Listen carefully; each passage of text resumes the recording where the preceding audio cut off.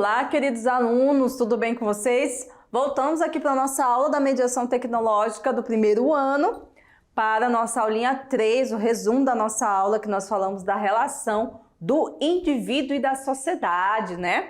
E aí a gente fala um pouquinho também no final sobre o conceito de hábitos, lembram? Então vamos aqui para a nossa tela e a gente vê quais foram os assuntos principais dessa nossa aulinha de hoje, né, pessoal? Muito bem, vocês estão ligados aí, né? Não desanima não. Vamos lá. Começamos aqui falando do Karl Marx, né, os indivíduos e as classes sociais, onde eu falei para vocês se ligarem aí nos conceitos, né, como a gente disse. Dentro da sociologia, como toda a ciência, a gente precisa se ancorar nos conceitos e nos métodos. E quando falamos em conceito para o Karl Marx, a classe social ela é determinante, né? Ela é muito importante para entender a proposta de análise que o Karl Marx faz em relação à sociedade. Então a gente começou falando um pouco dessa premissa básica de análise deste teórico. Lembrando que essa aula, gente, é introdutória, tá? Nas outras aulas adiante, nós teremos uma análise mais apurada desses teóricos. Karl Marx, Weber, Durkheim, todos eles serão analisados com mais profundidade, tá bom? E aí a gente vem aqui para o Durkheim, o Emile Durkheim, ele já traz o conceito de instituição e indivíduo, né, como conceitos ligados aqui, e a premissa de análise dele, né? A premissa de análise do Durkheim vai pensar nessas instituições, o papel que essas instituições têm na configuração e coerção da sociedade. Então, ele tem um papel muito importante, primordial, para entender como as instituições, para o Durkheim, elas estão acima do indivíduo. Então, o indivíduo vai agir conforme as regras e normas dessas instituições, né, que vai desde a família, né, escola, estado, igreja e tudo mais, ok?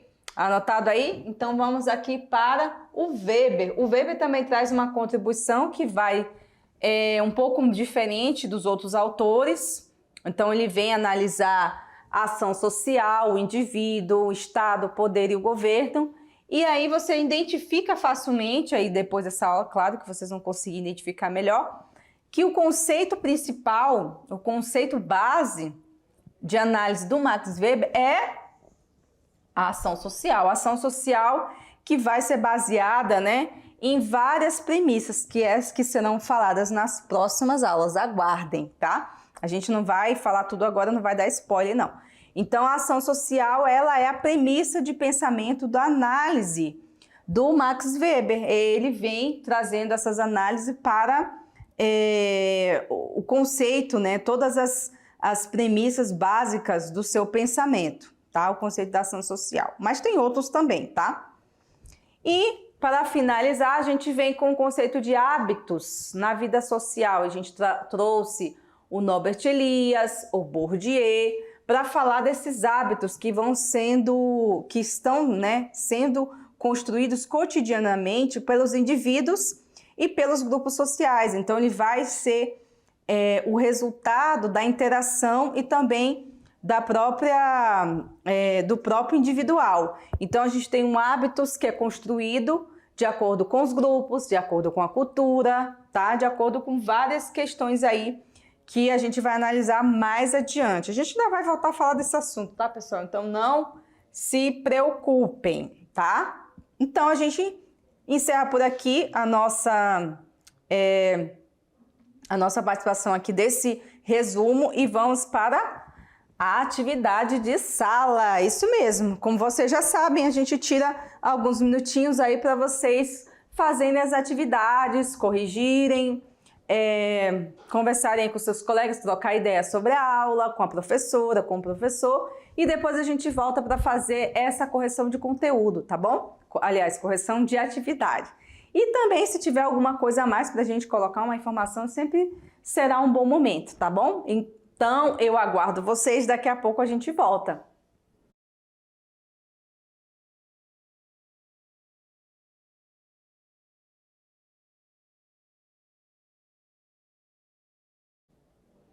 E aí, galerinha, voltamos aqui com a correção da atividade que vocês acabaram de realizar, né?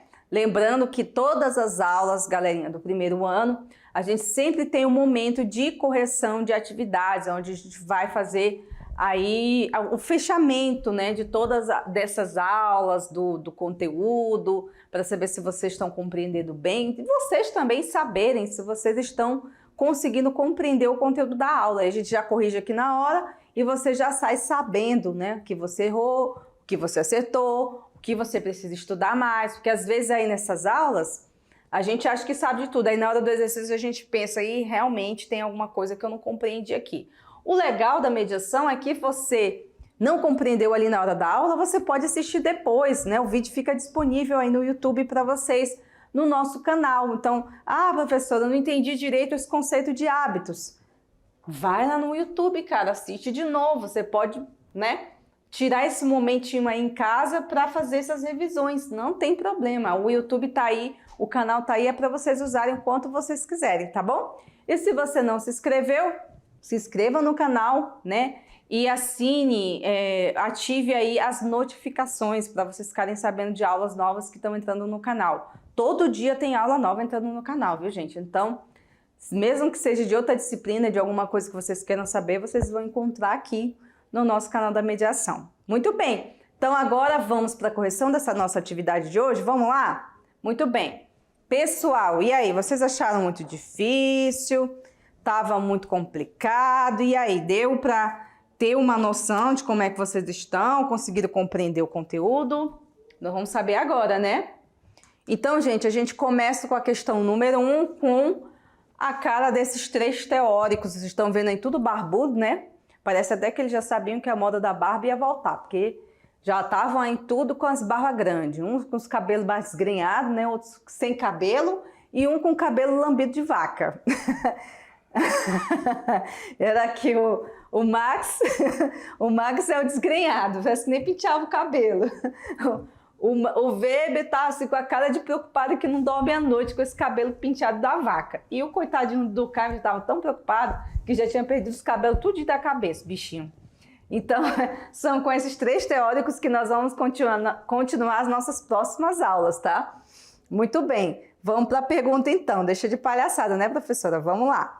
A respeito dos fundadores da sociologia, Max Weber e Durkheim, podemos citar que são, respectivamente, elementos de suas teorias. Essa aqui tá fácil, hein? Vamos lá. Letra A, são as lutas... preste atenção aqui, deixa eu voltar aqui para vocês entenderem. A pergunta quer que vocês identifiquem os conceitos principais do Max, do Weber e do Durkheim. Então tem que ser nessa sequência aqui, ó. Max... Qual é o conceito do Max, né? Do Weber e do Durkheim, para vocês entenderem e não misturarem tudo aí, tá bom? Então vamos ver as alternativas. Letra A, luta de classes, fato social ou ação social? Lembrem que é Max, Weber e Durkheim, tá? Então, luta de classe é do Marx, fato social é do Weber e ação social do Durkheim?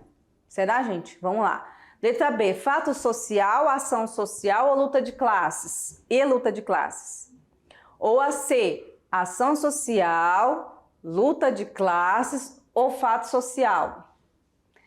Vamos lá para D, luta de classes, ação social e fato social. Ou a E, ação... A pessoa já está ficando até confusa aqui, né? Ação social, fato social ou luta de classes? Vamos ver aqui qual é a correta, se vocês... conseguiram acertar essa daqui? Gente, a letra D. Max, a luta de classes, tá? O Weber, a ação social. E o Durkheim, o fato social. Então, tá certo, né, gente? Karl Marx fala das classes sociais. O Weber fala da ação social, correto, né? Não é isso mesmo? E o Durkheim fala sobre o fato social. Esse aqui a gente não explorou muito, mas calma que a gente vai explorar nas outras aulas, tá certo? Fica tranquilo que não vai passar despercebido, não. Muito bem. Vamos para a questão 2, então? Vamos lá. Com relação às características da disciplina da sociologia, avalie os itens abaixo. A sociologia surge em meio a uma transformação do mundo como instrumento de análise, de reflexão e argumento para a ação da própria transformação? Sim ou não? Certo ou errado? Coloquem aí o que vocês acharam. A2. Marx aborda com profundidade as relações internas do sistema capitalista, denunciando um novo tipo de relação de trabalho, os trabalhadores assalariados. Assalariado está bem aqui no canto, tá, gente? É porque foi na hora de fazer a questão do slide, de fazer aí a revisão. Então, certo ou não, gente? O Marx realmente está certo nessa afirmação? Será? Vamos para 3. Weber elabora uma resposta para a criação e consolidação do capitalismo a partir da ideia de conjunção de fatores históricos, econômicos, sociais e religiosos. Foi responsável pelas mudanças que propiciaram o surgimento de tal sistema. O Weber está certo? Será que está ou não? Essa afirmação está certa sobre o Weber? Né? Essa é a questão. E a 4 é: Durkheim desenvolve uma análise da sociedade a partir da observação de uma série de mudanças nas relações sociais, que se tornam cada vez mais complexas. E aí, pessoal? O que vocês acham? Muito bem. Ainda tem mais uma aqui, ó. Durkheim e Marx fazem uso de uma linguagem estrutural em que há determinismo social sobre o indivíduo. E Weber faz o uso de uma linguagem interpretativa, em que considera o sentido subjetivo da ação social. Eita, essa aqui é complexa, hein? Será, hein, que tá certo? Gente, A, B, C, D ou E? Qual delas vocês acreditam que é a correta? Você vê que até a D, por exemplo, a A aqui, 1, 2 e 3 está correta, né? Então ele vai aí te dando algumas opções. Na letra E, já é radical, todas estão corretas. Vocês acreditam mesmo que todas elas estão corretas? Todas essas afirmações que a gente leu aqui? Será? Se você disse que sim, você está certo. Realmente, todas as afirmações colocadas aí estão corretas. Especialmente vou falar da quinta afirmação, porque ela é mais complexa, né? Isso aqui a gente vai falar nas próximas aulas. Tanto o Weber quanto o Marx, aliás, o Marx e o Durkheim, eles usam uma linguagem de uma corrente de pensamento chamada estruturalismo, tá? É uma forma de ver o mundo, é uma forma de fazer uma análise sociológica. Então, eles fazem sim o uso do estruturalismo a partir da ideia de determinismo social, né? Ou seja, que o indivíduo já tem uma determinação nele, que ele não vai ser outra coisa senão aquilo que foi determinado para ele. Então, é como se a gente estivesse determinando as ações das pessoas, socialmente falando. Já o Weber não, o Weber vai com outro caminho. Por quê? Porque ele vai usar a sociologia compreensiva ou interpretativa. O que tem a ver isso, professora? Diferente. Por quê? Porque ele faz uma análise subjetiva, né? É uma análise do significado das coisas para o indivíduo. Então, se aquilo tem sentido para ele, significa algo especial, então ele vai considerar. Pensem aí, vejam aí que há uma mudança de pensamento no Weber, diferente do Durkheim. Ele não acha que as coisas são pré-determinadas pela sociedade, mas que elas vão sendo construídas pelo indivíduo dentro do ambiente social. Então, realmente, essa última faz sentido, é um pouco complexa, mas ela mostra que esses autores, eles pensam e utilizam caminhos de análise diferentes. Não são todos iguais, tá, gente? Então, fica a dica aí, tá? Vamos para a pergunta do Enem? Muito bem, vamos lá. Émile Durkheim viveu intensamente seu tempo e suas influências, né? Foi definitivamente um homem de seu tempo e sua produção intelectual mostra isso.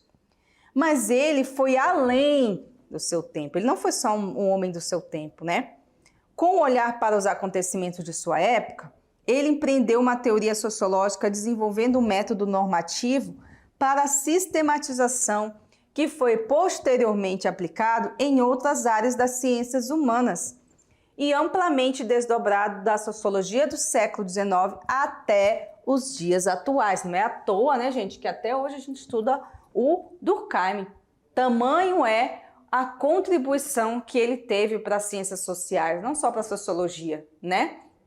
E também os estudos dele não é só na sociologia não, tá, pessoal? Tem muitas outras áreas que utilizam Émile Durkheim como um pensador muito importante. Continuando, através de que maneira o Émile Durkheim buscou explicação para a sociedade e sua organização e até hoje demonstra influência sobre a compreensão da realidade e seus fenômenos sociais. Qual foi, né, o fato, assim, o start do pensamento que o Émile Durkheim inaugurou? Foi através dos fatos sociais, foi por meio da sociologia, foi através da coletividade, solidariedade ou foi através do suicídio? Esse último aqui, galera, é o seguinte: o Durkheim, ele tentou entender quais eram as formas que as pessoas compreendiam, né, esse fenômeno tão sério na sociedade, que é o suicídio. Então ele tentou compreender como que o suicídio acontecia, se ele era um fenômeno social ou se ele era apenas um fenômeno individual. Então, mas é um tema que o Durkheim trabalha? O suicídio, ele vai demonstrando de várias formas as maneiras diferentes pelas quais as pessoas são motivos, né? Utilizam os motivos para esse fim. Mas era só isso que eu ia colocar aqui. Vamos à resposta correta, então. É através dos fatos sociais, pessoal. É a primeira, a base de explicação da realidade do Durkheim, ele vai através dos fatos sociais. Por isso que ele tem um livro chamado... ele tem um livro que foi um dos primeiros livros que eu li na faculdade, né? Regras do pensamento sociológico. Tá aí, é isso aí. As regras do pensamento sociológico, ela é uma leitura obrigatória para qualquer pessoa que queira entender melhor da sociologia, porque o Durkheim lá, ele vai ensinando, ele vai mostrando de que maneira a sociedade ela se forma e por que a gente é tão ligado nessa coletividade, né? Então isso mostra o peso da influência que o Durkheim tem até hoje, não só na sociologia, como no direito, né? Várias outras áreas. Vamos aqui então para a questão 4, gente, a última. Dentro das análises sobre o indivíduo e a sociedade, explique o conceito defendido por Pierre Bourdieu e Norbert Elias. É o conceito de hábitos, isso mesmo. Se você colocou aí, parabéns, você acertou. Para Elias, gente, o hábitos é algo com uma segunda natureza, ou melhor, um saber social incorporado pelo indivíduo em sociedade. Né? Aquilo assim, a gente nasce com aquela predisposição a comer, mas como a gente come é um hábito, já é uma segunda natureza que a gente adquire, né? Para Bourdieu, o hábito se apresenta como social e individual ao mesmo tempo e refere-se tanto a um grupo quanto a uma classe e também ao próprio indivíduo. Olha só que interessante. Então tá aí o conceito de hábitos defendido por esses autores, né, gente? Muito bem, galera, então a gente encerra nossa aulinha aqui, né, com a correção do conteúdo. A gente volta para a aula 4. Gente, já estamos indo para a aula 4, tá? E aí lá a gente vai aprofundar mais esses conteúdos com esses autores e também com outras temáticas da sociologia, tá bom? Então, encontro vocês lá. Até mais!